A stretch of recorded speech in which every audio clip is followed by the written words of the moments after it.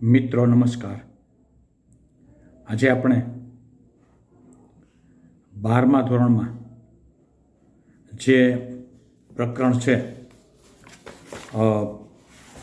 5મું પ્રકરણ, એનું નામ ગરીબી છે।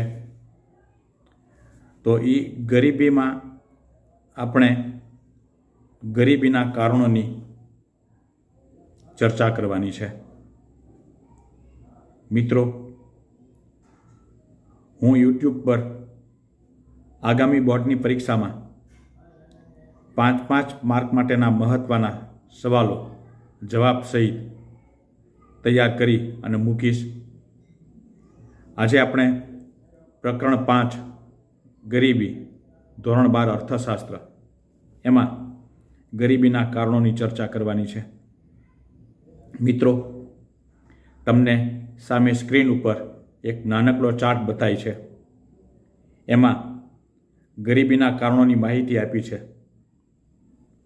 માત્ર ટૂંકમાં જ માહિતી છે। ઐતિહાસિક કારણો, પછી ગ્રામીણ ગરીબીના કારણો, એના 2 પેટા પ્રકાર પડે છે: કુદરતી પરિબળો અને વસ્તી વિષયક પરિબળો।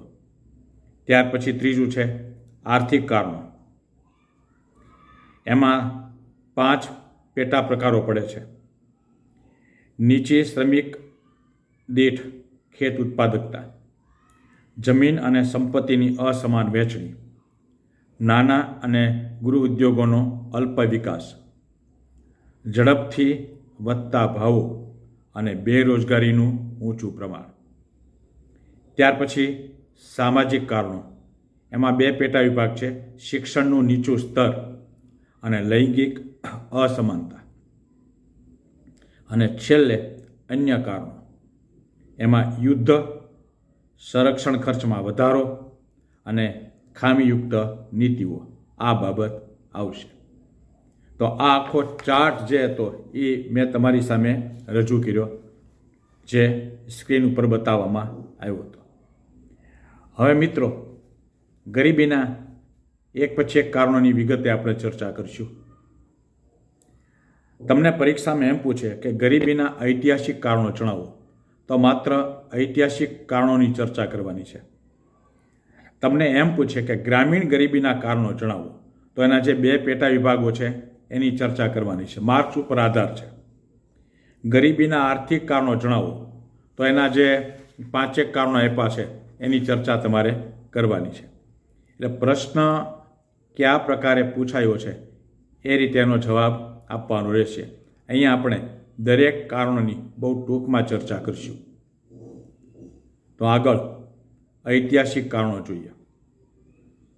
મિત્રો, ઇતિહાસકારો એવું જણાવે છે કે 17મી સદીમાં ભારત પ્રમાણમાં વધુ શહેરીકૃત અને વ્યવસાયિક રાષ્ટ્ર હતું। વેપારમાં ભારત સુતરાઉ કાપડની નિકાસમાં મોટો હિસ્સો ધરાવતું હતું। તેની સાથે સિલ્ક, મરી મસાલા, ચોખાની નિકાસ પણ એ કરતું હતું। પરંતુ આપણે જાણીએ છીએ કે ભારતમાં વિદેશી પ્રજાનું શાસન આવ્યું, અંગ્રેજો, ફ્રેન્ચો, આ બધી પ્રજા, એનું આગમન થયું અને એને કારણે ભારતના જે ખેતી અને ઉદ્યોગો એની પરિસ્થિતિ કથળી ગઈ।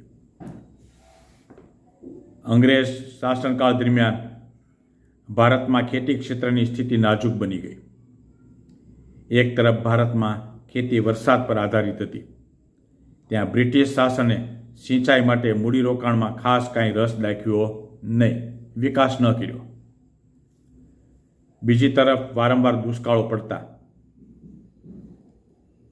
અને પરિણામે ખેડૂત અને ખેતી બેહાલ બન્યા અને ગરીબીમાં વધારો થયો। ઉદ્યોગ અને વેપારની બાબતમાં પણ આ જ સ્થિતિ ઊભી થઈ। અંગ્રેજો દ્વારા ભારતમાં એવા પ્રકારની વેપાર નીતિ, કર નીતિ તેમજ ઔદ્યોગિક નીતિ અમલમાં મૂકવામાં આવી કે જેથી અંગ્રેજોને ભારતમાં વેપારથી ફાયદો થાય. ભારતીય નિકાસો માટે યુરોપના બજારોમાં વિવિધ પ્રતિબંધો મૂકવામાં આવ્યા. જ્યારે ઇંગ્લેન્ડમાં ઉત્પાદિત વસ્તુઓના ભારતમાં વેચાણ માટે વિશેષ પ્રકારની કર રાહતો અને છૂટછાટો આપવામાં આવી. જુઓ, એ લોકોની વસ્તુ આપણે સસ્તી પડતી હતી અને આપણા દેશની વસ્તુ હતી મોંઘી પડતી હતી. પરિણામે લોકો વિદેશી વસ્તુ પર વધારે આગ્રહ રાખતા હતા, એવો આનો અર્થ નીકળે. આ પ્રકારની નીતિથી અંગ્રેજોને ભારતમાં ઉત્પાદન અને વેચાણથી અધિશેષ પ્રાપ્ત થયો, જેનું તેઓ દ્વારા ઇંગ્લેન્ડમાં મૂડીરોકાણ કરી ઔદ્યોગિકીકરણને વેગ આપ્યો અને ત્યાંના ઉત્પાદિત માલના વેચાણ માટે ભારતીય બજારોનો ઉપયોગ કર્યો. અને આ વ્યવસ્થામાં શું બન્યું? ભારતીય ઉદ્યોગો અને વેપારીઓની હરીફાઈ શક્તિ, ઉત્પાદન શક્તિ ઘટવા લાગી. ભારતના નાના અને ગૃહ ઉદ્યોગો પાયમાલ થઈ ગયા અને પરિણામે ભારતમાં બેકારી અને ગરીબી વધવા લાગ્યા. તો મિત્રો, આ જે કારણો હતા એ ઐતિહાસિક કારણો હતા. એટલે ઐતિહાસિક બાબત પણ ગરીબી માટે જવાબદાર હતી. ખાસ કરીને વિદેશી પ્રજાઓનું જે ભારતમાં આગમન થયું અને એણે ખેતી અને ઉદ્યોગોને પાયમાલ કર્યા. ટૂંકમાં આપણે એટલું આ મુદ્દામાં કહી શકીએ. ત્યાર પછી ગરીબીના કારણોમાં બીજો પોઈન્ટ છે ગ્રામીણ ગરીબીના કારણો. એમાં બે બાબત આપણે જોઈ હતી ચાર્ટમાં: કુદરતી પરિબળો અને વસ્તી વિષયક પરિબળો. આપણે જાણીએ છીએ એમ આપણે કુદરતી પરિબળોની પેલી વાત કરીએ છીએ કે ભારત શરૂઆતથી ખેતી પ્રધાન દેશ રહ્યો. મોટો ભાગ ખેતીમાં રોકાયેલો હતો, ખેતી ક્ષેત્ર પર નિર્ભર છે અને ખેતીનો આધાર કુદરતી પરિબળો જેમ કે વરસાદ, હવામાન, આ બાબત ઉપર છે. વારંવાર પડતા દુષ્કાળ, વરસાદની અનિશ્ચિતતા, પૂર, આ બધાના કારણે ખેતી ક્ષેત્રે ઉત્પાદન અને આવકો ઓછી થઈ અને પરિણામે ગરીબી જોવા મળી. તો આ કુદરતી પરિબળ જવાબદાર છે. પછી વસ્તી વિષયક પરિબળો. આઝાદી સમય અને અત્યારની સ્થિતિ તમે જુઓ, ઘણો બધો ફેર છે. ભારતમાં આઝાદી પછી આયોજન કાળ દરમિયાન આર્થિક વિકાસ સાથે ઝડપથી સુધરતી આરોગ્ય સેવાને કારણે મૃત્યુદરમાં ઝડપથી ઘટાડો થયો અને સામે પક્ષે જન્મદરમાં ખાસ ઘટાડો થયો નહીં, અને જેના પરિણામે ઊંચો વસ્તી વૃદ્ધિ દર જોવા મળ્યો. અને આ વધતી વસ્તીના કારણે શું બન્યું? માથાદીઠ આવકમાં ખાસ વધારો થયો નહીં. નીચી માથાદીઠ આવક અને કુટુંબના મોટા કદને કારણે જીવનની ગુણવત્તાના સ્તર પણ નીચા ગયા. રોજગારીની તકોમાં ધીમો વધારો થયો અને એને કારણે વેતન દરો ઘટ્યા, બેરોજગારી વધી ગઈ, પરિણામે ગરીબીમાં વધારો થયો. તો આ બાબત હતી ગ્રામીણ ગરીબીના કારણો, કુદરતી પરિબળો અને વસ્તી વિષયક પરિબળો. હવે ત્રીજો પોઈન્ટ છે આર્થિક કારણો, ગરીબીના આર્થિક કારણો. એમાં પહેલું શ્રમિક દીઠ નીચી ખેત ઉત્પાદકતા. ભારતમાં ગ્રામ્ય ક્ષેત્રે ગરીબી વધુ હોવા માટેનું એક કારણ આ પણ મહત્વનું છે.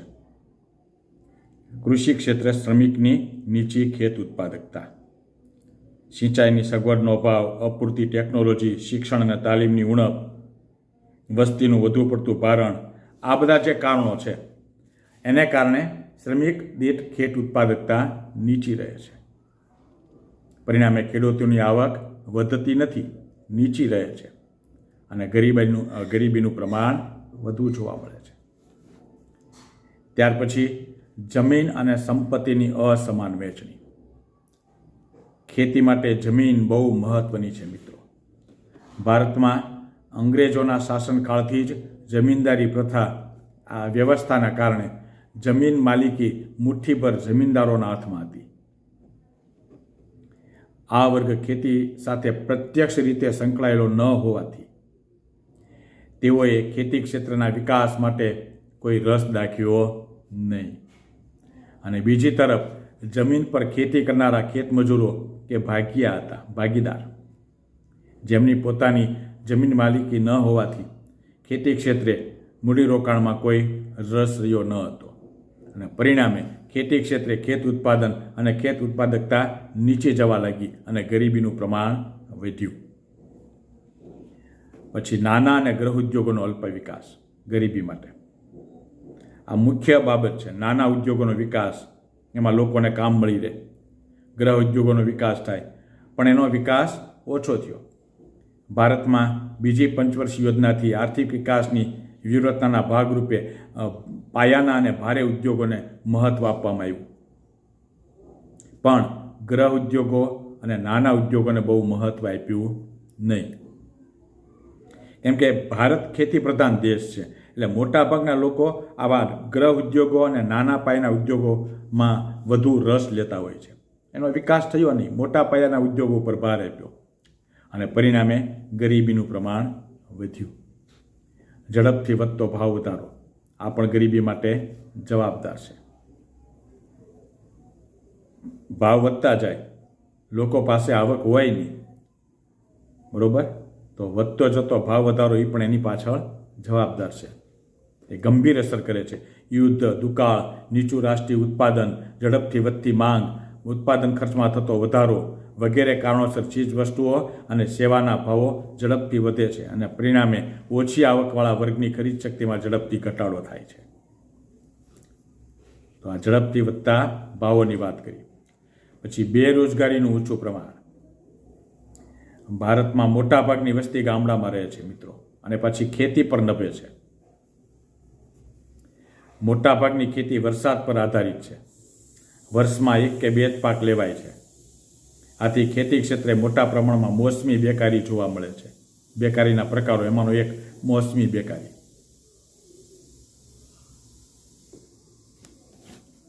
કામની ઋતુ સિવાય વર્ષનો મોટો ભાગ બેસી રહેતો હોય, કોઈ આવક મળતી ન હોય, મોસમી બેકારી, ઋતુગત બેકારી.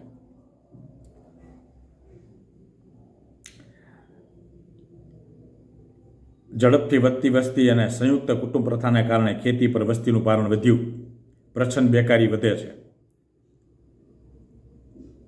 ગામડામાં ખેતી ક્ષેત્રે પૂરક ઉદ્યોગોનો ઓછો વિકાસ, નિરક્ષરતા, આ બધી બાબત પણ બેરોજગારીના ઊંચા પ્રમાણ માટે જવાબદાર છે.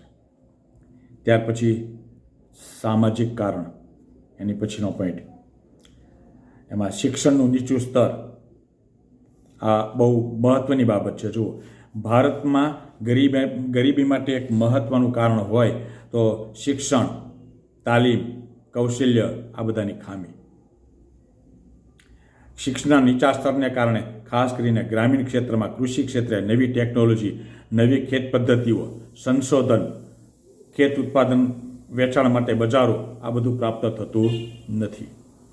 આના પરિણામે ખેતી ક્ષેત્રે એક તરફ હેક્ટર દીઠ ઉત્પાદકતા ઓછી રહે છે મિત્રો, અને બીજી તરફ શ્રમિક દીઠ ઉત્પાદકતા નીચી રહે છે, જે ખેડૂતોની નીચી આવકમાં પરિણમે છે. પછી લૈંગિક અસમાનતા. ભારતમાં સ્ત્રી પુરુષ અસમાનતા શરૂઆતથી જ અસ્તિત્વમાં છે. સમાજમાં સ્ત્રીઓના સ્વાસ્થ્ય પ્રત્યે ઓછું ધ્યાન આપવામાં આવે છે અને પરિણામે સ્ત્રીઓમાં કુપોષણ, ઓછું વજન, નબળાઈ, આ બધું પ્રમાણ વધારે જોવા મળે છે. અને જેના પ્રમાણે એના પરિણામે શું થાય છે? પ્રસૂતિ સમયે માતા મૃત્યુદર ઊંચો રહે છે, તેમજ નવા જન્મ લેતા બાળકોના સ્વાસ્થ્યમાં ઘટાડો કરે છે.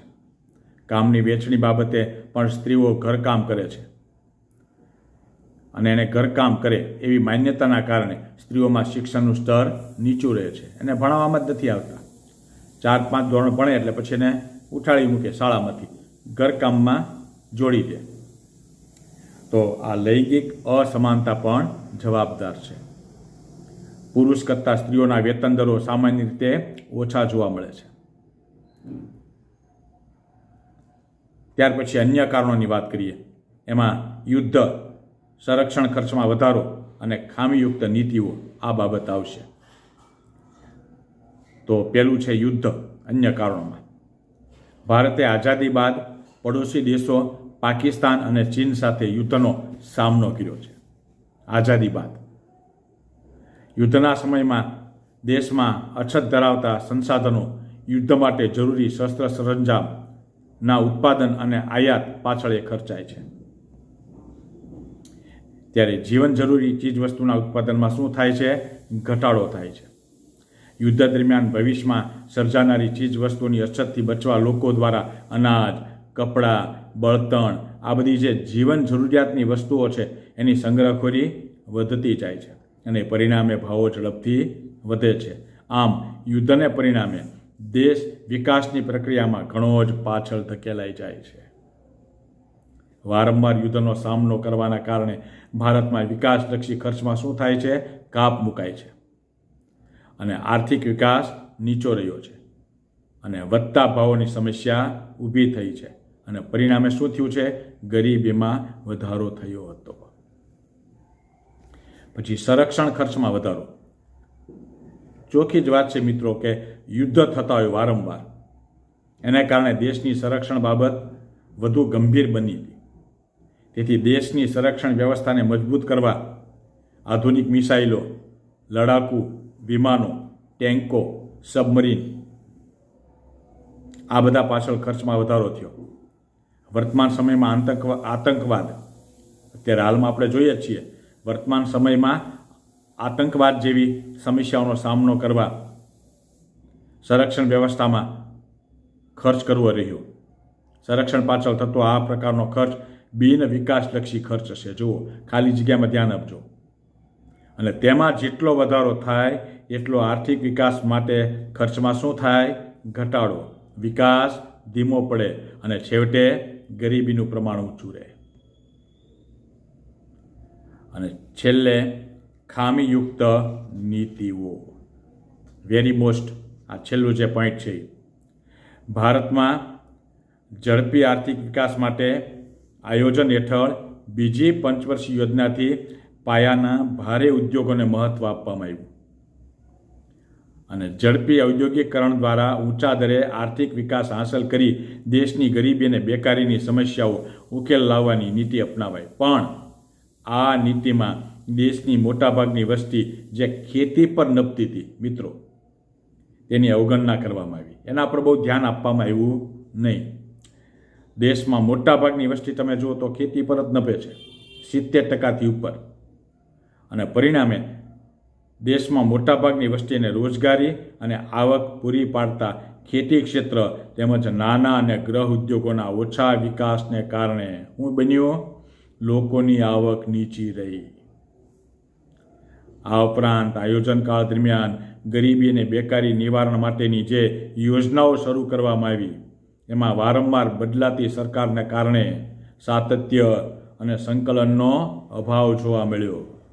પરિણામે આ યોજનાઓ દ્વારા જે લક્ષ્યાંક હતો એ સિદ્ધ ન થઈ શક્યો અને લક્ષ્યાંક મુજબ ગરીબીમાં ઘટાડો થઈ શક્યો નહીં. તો મિત્રો, અહીંયા આપણે આજે ગરીબીના જે કારણો છે એની ચર્ચા કરી. બેરોજગારીના કારણોની, એમાં જે કારણો હતા એમાં ઐતિહાસિક કારણ, ગ્રામીણ ગરીબી, આર્થિક કારણ અને સામાજિક કારણ અને અન્ય કારણો, આ બધી બાબત ગરીબીના કારણોમાં આપણે જોઈ.